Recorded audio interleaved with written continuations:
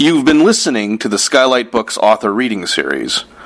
Don't forget, you can listen to this and all of our other great podcasts at skylightbooks.com. Thanks again for stopping by, and we hope to see you soon. Today, we're here to celebrate Farrah Penn's debut novel.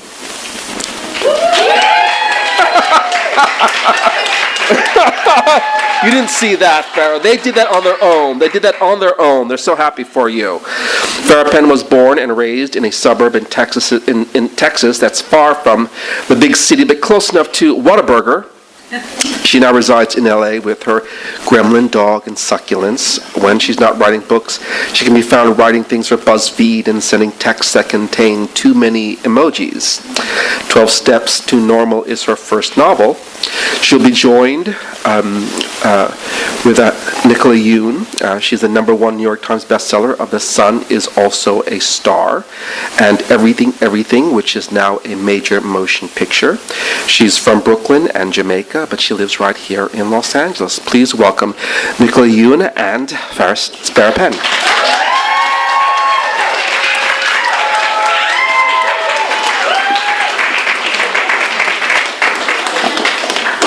Hello, thank you for coming. Congratulations, Farrah. Thank you, Nicola. All right, so Farrah's a little nervous, so you guys are going to promise to ask lots of questions after I'm done with mine, right? Because it's really the best part of all of these events is when the audience participates and sort of chats with us at the end, okay? So put her out of her misery, ask us questions, okay? All right, so 12 Steps to Normal has debuted to lots of critical praise, including a starred review from Kirkus, who called it a smart recommendation for readers looking to escape into a substantive world of personal discovery. It was also a Junior Library Guild selection. Congratulations. Thank you. All right, so why don't you give us the big pitch for 12 Steps to Normal? Yeah, so 12 Steps to Normal is a YA contemporary novel about a 16-year-old girl named Kira who has been away from home for about a year because her father was attending a sober living program. And she comes back home after a year to live with him again and finds her life has turned upside down. Her friends are distant, her ex has moved on, and her father has invited these 3 kind of quirky, fun friends from his rehab program to live with them in their house until they kind of get back on their feet. And Kira's not happy about any of this, so she decides to come up with her own 12 steps to get her life back to how it was before, and she's convinced that is what will make her happy. So. And of course, the best laid of plans, right? Yes. So what was your inspiration for the book? So I guess it was one of those ideas that kind of just came when I was supposed to be working on something else.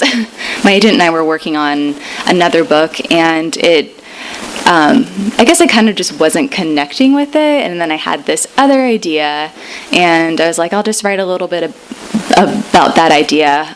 The main idea being, what if a girl has been away from home for a while and her father returns and she comes to live with him, but there are these 3 strangers like living in her house. What happens then? And after I kind of had that little spark, I just kind of started writing, and it grew from there. Wow. So you were in the middle of something else, and then this one came to you? It did, right. Yeah. So one of the things I always say to like new writers is stick with the idea you're working on, because what happens to you is you get sort of attracted to the shiny new idea and you stop writing the thing you're supposed to be writing, you know? But it actually worked out. The opposite for you. All right, so that's good. Okay, so 12 Steps to Normal deals with a pretty heavy topic, parental alcoholism. And one of the things that you hear, and especially if you write sort of harder hitting YA, is like, is this appropriate for teens? How do you respond to that sort of thing? Well, luckily, I haven't hit that wall of criticism yet. But I think I would say it is like a reality for not only teens, but just like people too. And it's a subject matter that I think is kind of like shameful or shied away from, or like we don't talk about this, but I think it's important to talk about it and important to talk to teens about it, so they can know if they need to reach out to someone for help, or just having that book as like, oh, I'm not alone in the world going through this, that this also exists in world and life. Yeah, I mean that's so true, because I think one of the sort of hallmarks of being a kid too is you think this is the first time it's ever happened to anyone in the whole history of the universe, Yes. right? And one of the things that's so great about books that will address tough topics is, you go, oh, someone else has gone through this, and there's possibly a light at the end of the tunnel, right? So I think books like this are so important. And the criticism of kids aren't ready for this. Kids are ready for anything. They're already going through it anyway, so we might as well help them, right? Yes, Yeah. and since you're a seasoned writer, has that been your response to it too when you get pushed back with certain topics? I'm just like, are you kidding me? Have you seen the children? Have you seen the world we're living in? I mean, I joke about it, but we live in a tough world, and all this stuff is happening to kids that happens to adults. It's just happening to them for the first time, so it's harder, actually. Yeah. And to get to be a part of that conversation with the kids and say, hey, let's check, let's look at this point of view, or, there's hope here. That's the privilege. We get to do it, so that's pretty awesome. Yes, right? absolutely. Yeah. Okay, so I'm going to switch gears a little bit. Do you want to tell us a little bit about your journey to publication, how long it took to write, how long it took to find an agent? Yeah. How insane has this process been for you? It's kind of been bananas, honestly. I feel like I was lucky enough. I signed with my agent when I was 22. Wait, how old are you now? I'm 28, so it's been like... she's a baby.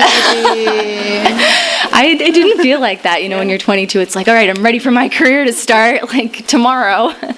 And so I had queried a book before I got my agent. That didn't land me an agent. I wrote another one, which did land me my current agent, who is a dream to this day.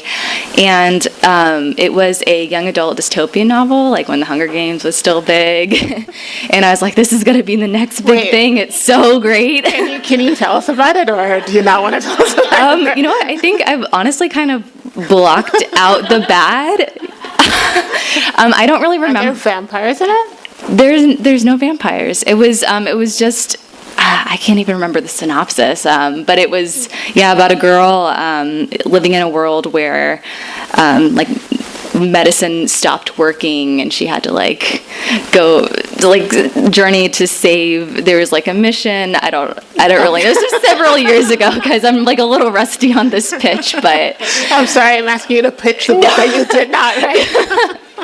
It's okay. So I wrote that one. My agent and I cleaned it up. We went on submission with it. I think I was on submission, which is where your agent pitches your book to editors, and it's just a lot of waiting. So that went on, I think, for about 9 months, and we got really close, but ultimately no bites on it, and so we kind of talked and decided to shelf it. And then, luckily, in the meantime, I had been writing another book while that was on submission. So I wrote a YA mystery novel, / a little bit of a thriller, I don't know. And again, kind of the same thing happened. It was almost a year of being on submission, and it just didn't go anywhere. We came close with another editor, but ultimately it didn't sell, which, it's kind of disheartening because when you go on social media and everyone's just talking about their good news, and it's hard not to feel like a failure. And so I kind of took some time off and decided to just really concentrate on what I wanted to do next. And I wrote one project and wasn't really sure if we were going to move forward with it, and then I started writing the other project, and my agent had seen a good majority of it, and that's kind of when I decided, I'm going to write this other book that just kind of came to me, which was 12 Steps to Normal, and it sold in 2016. So between, what was it, 2011 to 2016, just a journey of lots of rejection. And so what made you keep going? Why did you not? Because I feel like so many times it can be hard to persist. Yeah. I think this sounds a little bit cliche, but whatever, I guess it was true in my opinion, or in my experience, that when the idea for 12 Steps to Normal hit me, it was like I was really connecting with it, and it seemed kind of like the book of my heart. It's something that you really get excited to write, and you just like feel it that, yes, I want to go home and work on this and just write it. So, yeah. Yeah, that's always the way, right? Yes. So, okay, do you feel like those books, the other ones, the not vampire paranormal one and the mystery, do you feel like you could revise them, or are you interested in them at all, or are they permanently sort of in the drawer? I've been asked this before. I think my dystopian is just like permanently shelved forever. The mystery one, I don't think I have like a passion to go and work on it. So I think in that time period, it was like, more than 5 years. I feel like with every book I've written, you grow as a writer. So yeah, I don't know. I guess you just continue to move forward with something new. Right. Yeah, my husband likes to say, even though I throw out so much writing, like nothing is actually wasted, right? Mm-hmm. But yeah, you're I'm growing. Like, are you kidding me? That's 40,000 words I have not used, but that was one of the things. I don't know if this is your experience too, but I used to be so protective of like cutting words, and I wouldn't want to like change anything. But now I feel like, it's just so freeing, because if something's not working, just like chop it. And I don't know, do you feel that way? It's very healthy. That's a very healthy way to feel about it. I mean, it hurts sometimes. Yeah. You're just like, seriously, like I'm on deadline for book 3, so it's due in like 2 weeks or something ridiculous. And my outtake file is 40,000 words. Oh my gosh. I mean, and the book is going to be like 70,000 words. It's a lot of words. So, yeah, no, it hurts. Okay. So, tell us a little bit about your writing process. Are you like a cafe person, coffee or tea, music or no? I think I have a little bit of both with either cafe or writing at home. I think writing at home, I'm comfortable and comfortable there. But then there's the temptation of having internet, so it's hard to stay offline and actually focus and get words written. So when I'm at what's your vice? Is it Twitter, Facebook? Like everything, Instagram, Facebook, Twitter. Just need to I don't know. What's that app that? Freedom. Yes, I need that. You're like, yes, Freedom, I know, I have it, and I use it.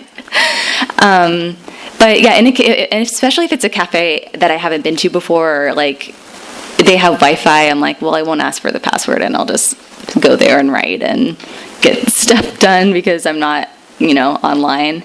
I am early morning, evening, weekend.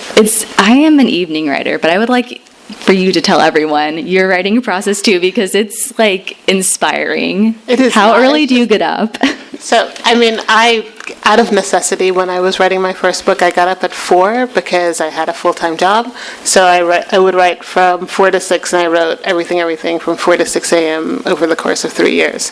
And now I'm just sort of stuck with it. It's just one of those things where I get up now. And I think I just do it because I'm so exhausted that all my sort of weird ideas occur to me at 4, and I'm not. That's so interesting. Because you're half asleep, right? So and you can't censor yourself really or edit yourself because you're too tired to. And so I will really forget what I've written. I'll read it at 2 p.m. and I'm like, did I really write that this morning? And I guess so. And now I'm just sort of stuck with it. I can't seem to especially for first drafting, I can't seem to get over it. See, and that inspired me because I was like, maybe I'll be a morning writer. And I tried getting up at 5 to write, and I was like, I was so tired and miserable. I barely wrote a few sentences. I was like, this, maybe if I stuck with it like you did, but I didn't even last a week. So maybe it's just a matter of sticking with something. I convinced Marie Lou to do it, and oh my she gosh. does it now. Wow. And she's my one convert is Marie Lou. Maybe, you're right. You just have to really force yourself to stick to that routine. Yeah, it's just getting used to it like anything. Yeah. Okay.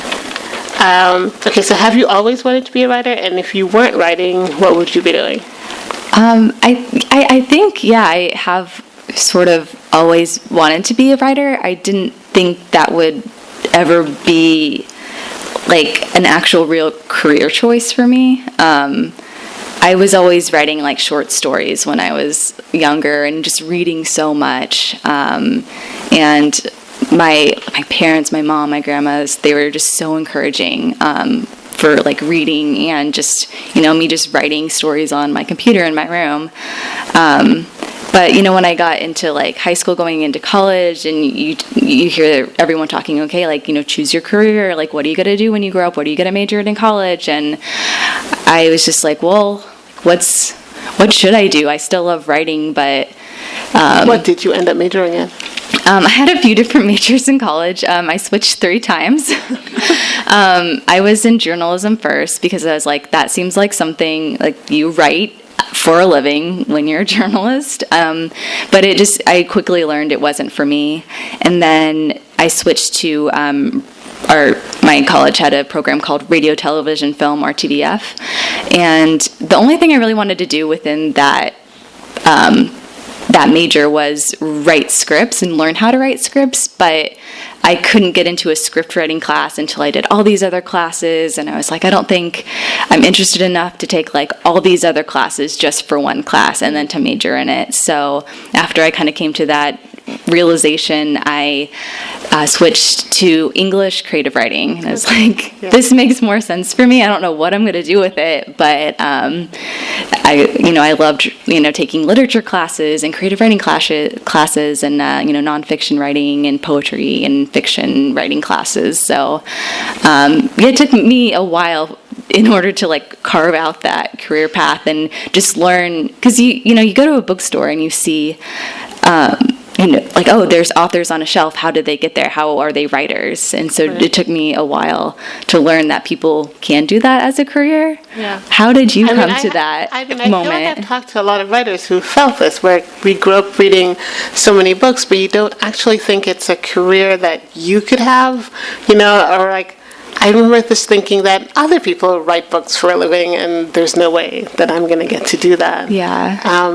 And I started writing my senior year of college. I was an electrical engineering major, and I had to take an elective, and I got sucked into writing that way. But I really didn't think that I could make a living doing this, and it just didn't seem practical. And I feel like there's something missing especially when we have creative writing classes where we don't sort of teach the business of publishing. Yeah. Because like if you're good at art, you should be able to make a living at it, right? And people should want to pay for it and stuff like that. But it's sort of missing in our education. Yeah. Just like and even now, it's still, I think, some parts of publishing you're very like in the dark about things, and until someone kind of tells you like, this is what's happening behind the scenes. Right. But I'm curious, how did you go from electrical engineering to writing novels for a living? Right. So there was this boy, right, which is like the way many stories start, right? I was an electrical engineering major because I was good at math in high school, and then my senior year I went to Cornell, and they make you take an elective outside of your major, and I took creative writing because I thought it would be easy because I was obnoxious, right? And it really wasn't easy, and I wrote really bad, like just poetry and stories and stuff about this boy that did not love me at all. Like I was just suffering through unrequited love. And I got sucked into writing. Like I fell out of love with the boy, but I fell totally in love with writing. Oh my gosh. And that is how it began. That is awesome. Yeah. Well, that boy, forget about that. All right. Okay, so other genres for you. Do you think you would ever do anything? Well, you did a mystery, and you did a paranormal. Yeah, right? like any sci-fi, horror, anything else in your future? I am so just intrigued by people. I feel like fantasy is a hot genre right now, especially in YA, and with the Game of Thrones, yes. But I am just so in awe of people who can write a fantasy novel because it's so much world building, and that's something I'm not good at. And I know it's one of the things I'm not good at because with that dystopian book, a lot of the feedback was that I just don't feel like this world is like fleshed out enough. But I really love her characters, so I guess that's why I'm a contemporary right now. But do you read a lot of fantasy, or I do you read outside of contemporary? I do. And then also sci-fi too, because you're literally creating a universe, not just like a world, but like a whole universe of like planets, and so it's just like really amazing to me. And I would maybe love to give it a try one day, but I don't think I would be very good at it. Well, I don't know. I think you'd be good at it. It's just one of those things, right? You had to read a lot of them and then Yeah. write But a few bad ones. Yes. And then. You write contemporary. Your books Yeah. are contemporary. Yeah. What would you write if you wrote another genre? I would write like a fantasy science fiction book because I might be writing one with my husband, who's back there right now. Oh, so exciting. But I love fantasy. Yeah. I love reading it. I don't know if it's any good, but we're having fun writing it. Yeah. Anyway, right? And One of my favorite books as a kid was Ella Enchanted, and it's like this yeah. like fantasy like princess fairy tale world. So I think that's like probably one of the reasons why I still like love right, reading there are fantasy. different levels too, right? It doesn't have to be like super technical, like Yeah. it doesn't have to be Star Wars or Yes. Star Trek or Yeah, it could just be light. it could. fantasy, Yeah, you can be like Ella Enchanted. Yeah. All right. So now that you are seasoned writer, well, we're like well into your launch. If you say so. What advice do you have for writers starting out? Yeah, I think all advice really is subjective. So I guess take it or leave it. But just write. Write every day if you want. Don't write every day. But I guess if you want to write something, just do it and write the thing. I think the second piece of advice would be also read a lot. I think that's a piece of advice that gets given often, but I think the more you read, especially like within whatever genre you're writing, it's going to like make you a better writer in some ways.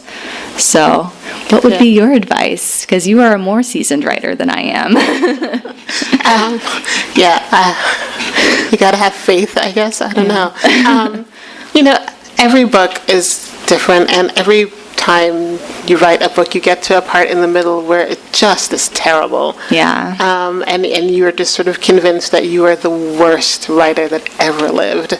And I guess my advice is survive that. Survive that middle part because it is the only way to get to the end.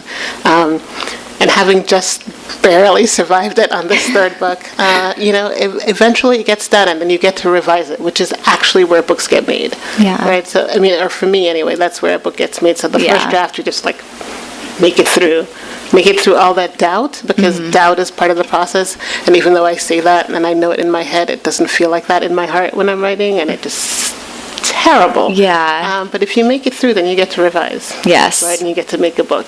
Yeah, that was really good advice because I feel like, it's something I don't think gets talked about a lot is just like how full of doubt in yourself you are. And especially like when you're getting like tons of rejections, you're like, did I really like choose the right career path? Like, am I good enough to be like on a shelf? I don't know. Yeah, like if you really need to get and told that you're the awesomest, writing is not the best game for you, right? Because it just is miserable mostly. Yeah. All right. What was the last book you read and loved? Oh my gosh, there's so many good books coming out this year. One that came out this year, I think this month actually, is called The Poet X by Elizabeth Acevedo.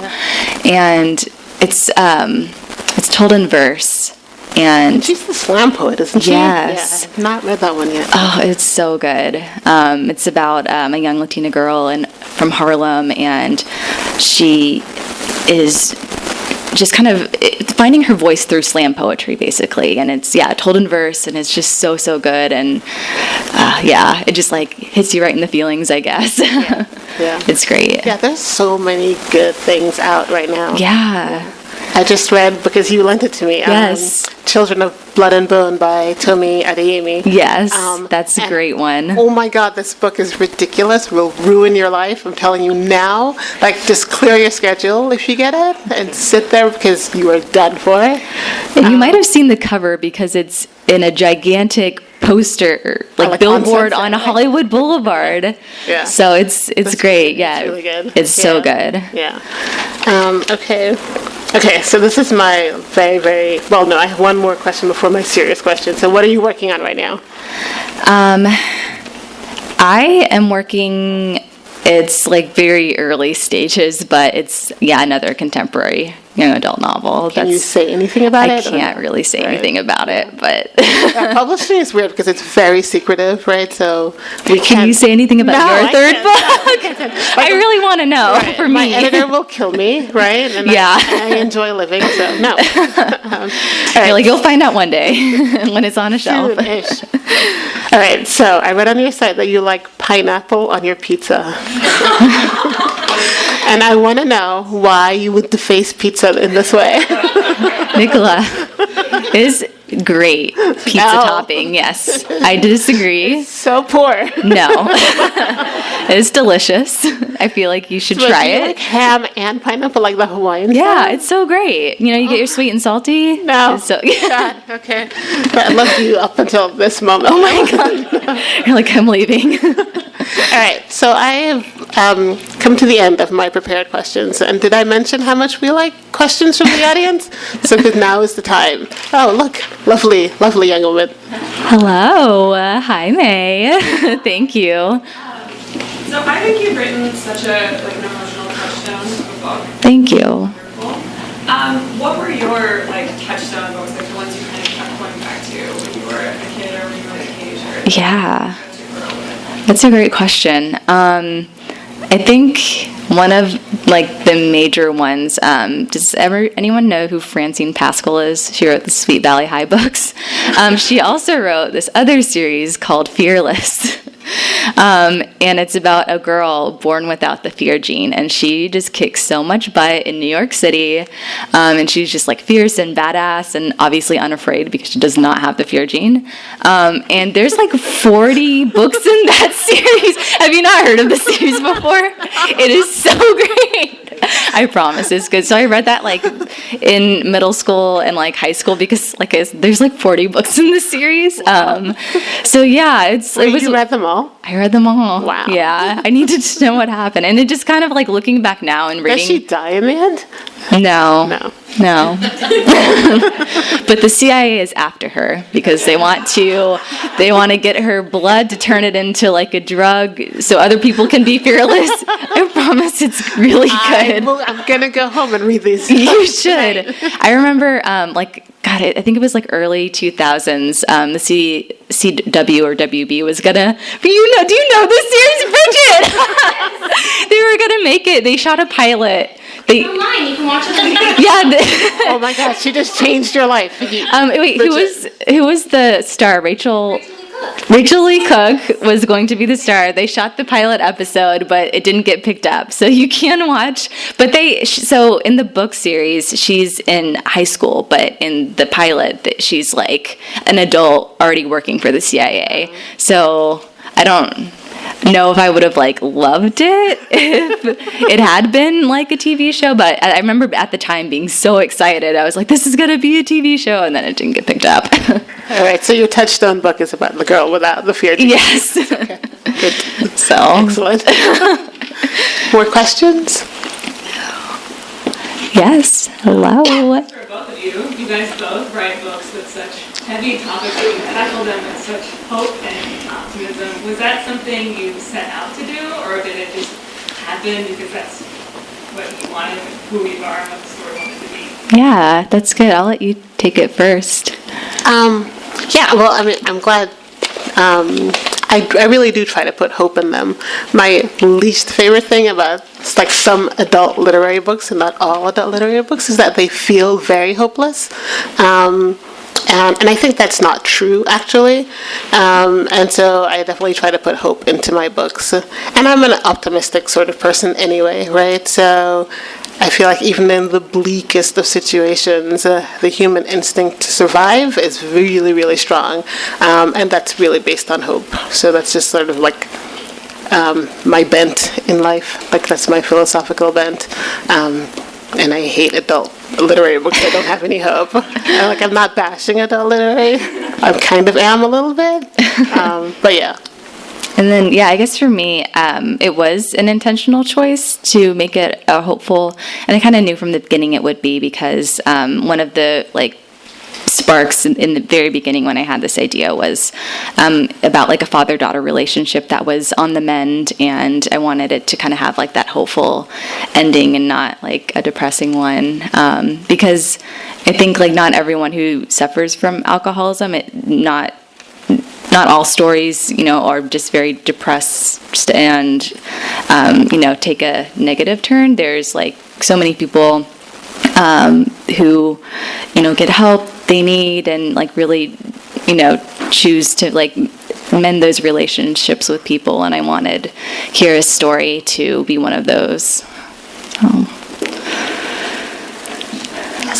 Laura? How much did your book change, like, throughout the process? Like, was the title changed? Like, how much did you, like, Yeah. recognize it? It didn't really change too much. As for the title, one of the things was I had first, when I was first starting the idea, I was saving it under the title Welcome to Our Home, and then I decided I don't really like that, so I just started saving it under 12 Steps to Normal, because at that point I had gotten to where she creates her own list. And when I sent it to my agent, I was like, here's some chapters, here's the synopsis, and I'm just calling it this for now, and we can think of another title later or something. And she's like, no, I like it, let's keep it. I was like, okay. So that stayed the same. And then when I started working with my editor, when I had our first phone call, she was like, I really don't think anything, it needs to go under like heavy revisions, but I would like to add a few more scenes to make a few more characters stronger, and just like have you write a little bit more. And I was kind of afraid because it was already like 320 pages at that point. I was like, I don't want it to be like too long. Are you sure you want me to write like more? And she's like, yeah, like here and here and here. So the only thing, that really changed a lot was just adding more to it and expanding the story a little bit. More questions? Yay. Bridget. What is your favorite way to get through writer's block, or when you find that you're stuck in a story or this is the book? Yeah. Your ways that you navigate that? I would love to hear your answer. I honestly play a lot of video games. That is my way out. And it's really just so I'm not thinking about the thing sort of straight on, like it's just sort of marinating. So video games, I build Lego a lot, like a lot of Lego city sets. I love those, and my husband buys me a lot of them, right? So I have like giant Lego sets. Usually for me, writer's block is I basically have done the wrong thing. Like I made the characters do or say something that they really wouldn't say. And so it ends up being that I have to just delete because they said the wrong thing, they did the wrong thing, that's not actually who they are. So I end up deleting back to where they are being true. And then I am able to continue. So writer's block is usually I'm not inspired, it's just I just did the wrong thing. Yeah. Yeah, and then remember when I said I was afraid of like cutting anything? I feel like I'm in the same way. It's you kind of have to like work backwards and be like, where did the story get stuck, and like what do I need to change or cut in order for it to move forward? And I think like also if I've been like staring at the computer or like writing too long and I'm just feeling tired and frustrated with writing, that's a sign for me that I need to like step away, either like go take a shower or go walk my dog or just like get away from the document for a bit and then give myself space to think and then come back to it refreshed. And you find sometimes you have like more ideas or you can find a way to fix it. So yeah. I mean, it is a little scary, right? Sometimes when you look at it and you're like, Yeah. I just am stuck and I don't know. And again, it's one of those things where you just sort of have to realize that the doubt and the insecurity and the uncertainty is part of it. But it's a hard thing to believe in when you're stuck in the middle of it. Yeah. More questions? Come on, yes. So when does the confidence and the self-esteem and right now, is that when it becomes a part of the process? Or do you ever get to that point where you feel, I feel like a fake all the time. Even now, I'm like, I'm not a real author. I don't know. Like, I just have such imposter syndrome all the time. Like, I'm not supposed to be here. You made a mistake. Like, maybe that'll change, but I don't. Has that changed for you? It really doesn't. Like, I mean, honestly, like, I wish I could say it did. And especially now, I mean, like right now, I think it's been almost like 2 years between books, which in young adult is sort of a long time. And so I go to things and I talk about the books a lot, but and now I am writing it, right? But there was a while there when I was not writing and I was traveling a lot, and I was like, oh my God, all I do is talk about writing without actually doing it. And you do start to feel like, it's just a fake, and someone's going to figure it out, and I'm going to have to go back to working in finance, which is like my worst nightmare, which is what I used to do before. And so, yeah, I mean, there are days where you go, oh yeah, I am doing this, and you feel good, but they really are sort of, it's not every day, right? Yeah. It's mostly you feel like this, I don't know what I'm doing. Yeah. But it's better than finance. Yes. By a lot. I did like basically sales right after college, so Right. I knew it wasn't like in the long term, but I was like, I don't know what else I can do, but yeah. Yeah. I mean, I think, I don't know. I mean, I think as writers, we're sort of predisposed to feeling sort of like this all the time. The act of writing is basically constantly questioning things, so I think you're going to feel like that just a lot. Yeah. For both of you, what do you guys think the hardest part of writing a book is, like for anyone who wants to write? Oh gosh. That's a great question. I think I guess I can only speak for myself, but for me, sometimes like staring at a blank document is the scariest part, because then you have that like self-doubt and like, oh, like what do I even write? How do I begin? Like, how do I make it like so great? Like, and then you I don't know, just second guess yourself. And it's not until you just keep going and try not to like let those voices overtake you. But yeah, I guess I would say for me at least, since I have had to stare at like a blank document recently, it's like, can I do this again? Like, I don't know. Even if you're just like first starting out too, it's like, what am I doing? Like, where do I even go? But just write and keep doing it. And you have that story within you, and it's going to come out.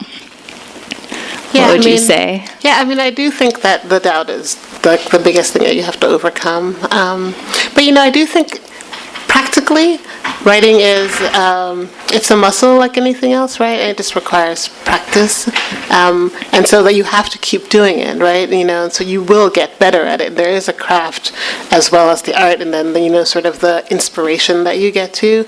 But the inspiration doesn't come unless you're sitting there doing it, if you're not good at the craft of it, like if you don't know how to make this character seem like they're confused or whatever, then you're not going to get all the other stuff that's on top of it, right? So there are some practical aspects where you just have to practice your craft. You have to like work that muscle too. So write as much as you can. I don't believe you have to write every day, but I do believe you have to write. Yeah. Mike? You mentioned that in college you were interested in maybe writing scripts for film and television. Yeah. That's something you still think about doing? I do, especially here in LA, because it seems like, that's what a lot of people do, and I've always been interested in it. The thing for me, though, is, like, I feel like I know how to write a story. I just don't really know. I'm not familiar at all with, like, the script format, because I never got to take that class in college. Maybe one day, like, I will take a class and learn how to write a script, or find someone who knows how to write a script. But yeah, it's something that interests me, because it's just another way of telling a story. I don't know. Were you involved in the script writing process for Everything? No. I got to give notes on the script, Mm-hmm. but I did not write it. I mean, I guess I ended up writing like some of the ending scenes at the later stages, but gosh. like I'm crap with like I just don't think that way. I basically think in monologue, right? And I just think I do not think in like pictures and stuff like that. I'd be bad at screenplays. So was it weird to read your book in that format, or did you just like, oh, okay, this makes sense for this format? It is weird. Yeah. Right? Because someone else is like taking your stuff and making it different. But I often talk about, like, one of the best moments from reading the Everything script was there's a scene that's in the movie and in the screenplay that I did not write. And I thought, oh my God, I wish I'd written that. Oh my gosh. And that was the best moment because it was like, oh, someone else made art from the thing I made. Yeah. And that was really nice. And that's really cool that you liked it too. No, and I really liked it. Yeah. I've been really lucky because it could have been crap, right? But it was not. But yeah, I would not be good at screenplays. It's No. just not- my brain doesn't work that way. Yeah. Yeah. Yes, May. What's your favorite part about writing? You talked about like the hard part. Like, Yeah. it's like a reward. Ice cream. It's awesome. I love that you asked that. I feel like we've been like, oh my God, it's terrible. Yeah, it really isn't. I think like when you get into that, I think the magic moment is like when you get into that groove and everything's working and everything's clicking and you're just, have your headphones on and you're so in the zone and everything's like working and you just feel that like, oh, this is something I love doing and the story is coming to life. And yeah, that's like, I think the fun, like magic moment part. Yeah. I mean, I think towards the end of revisions for me, things start to feel true, and that's when it's good, right? So, like, I feel like, oh yeah, you totally would say that, and you are motivated in that way. So that's when it starts to feel true, and it doesn't feel like I'm forcing it. But that's for me in the revision process, right? So clearly I love revision way more than I like first drafting. When I'm in revision, I'm like, oh, this is what writing is really. Yeah, and it's truth. Claire? How do you know when an idea is worth working on versus like an idea you have? Because they all feel like total garbage at first, like Stephen Wayne. Like, how do you find the good one? Do you have an answer to that question? I don't know. I mean, I have a notebook. I have moleskins, right? And I have ideas number 1, ideas number 2, Yeah. and I just write all the ideas down.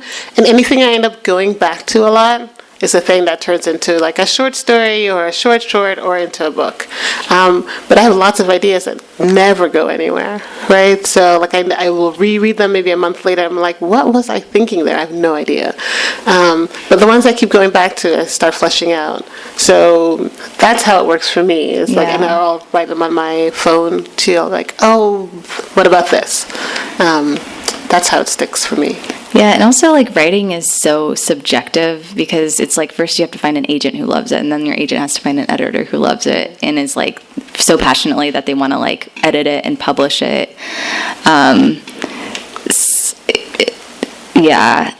So I think like you were saying, when you find an idea and if you keep coming back to it, or if you just enjoy writing it, like I really didn't think 12 Steps to Normal was going to sell, but I was having so much fun with it, and I really like loved the voice, and I loved writing it, and like it's so subjective. So if it's something you're drawn to, like just go for it and keep writing the story.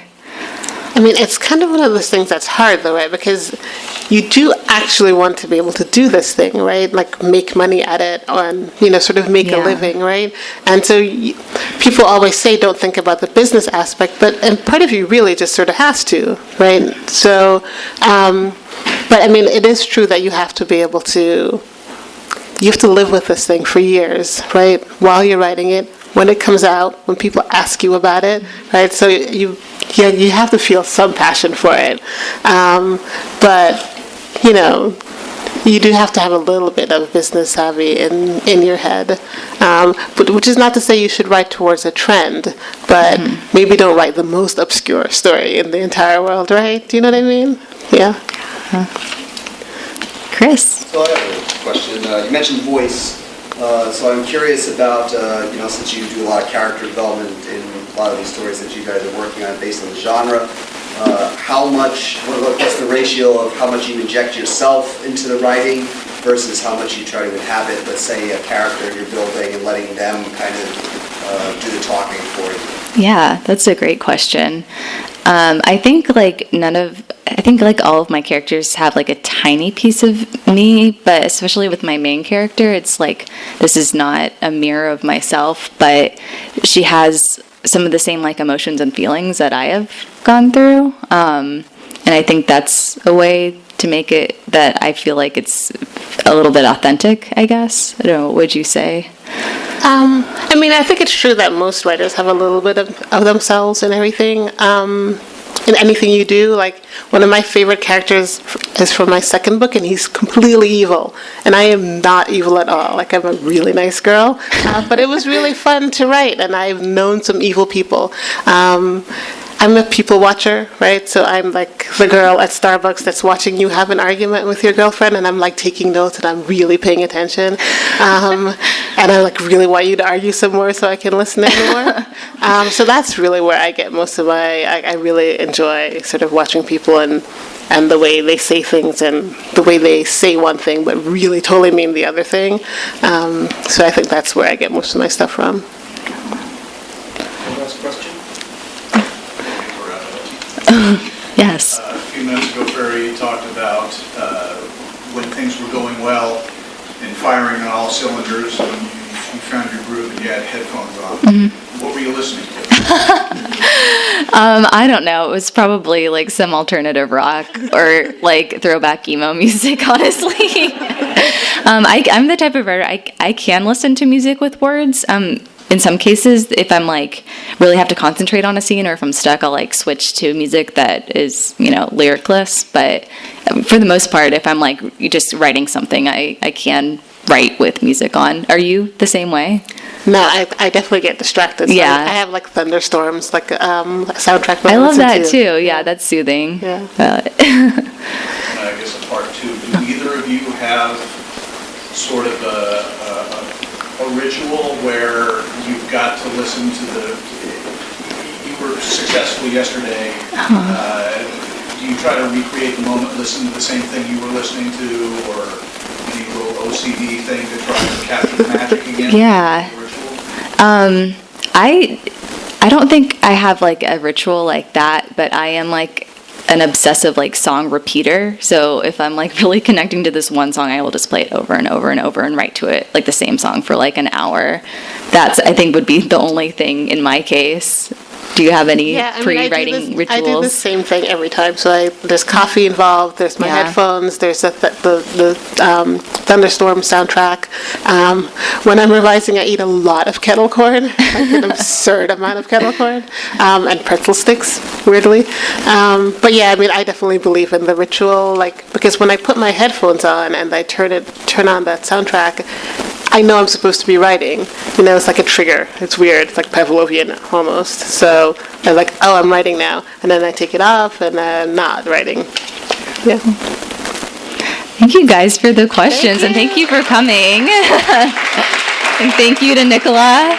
Also, there are, I think, more cupcakes up here, and I have my book that I would like you guys all to sign. Please sign my copy, and there's candy and drinks. But thank you for coming.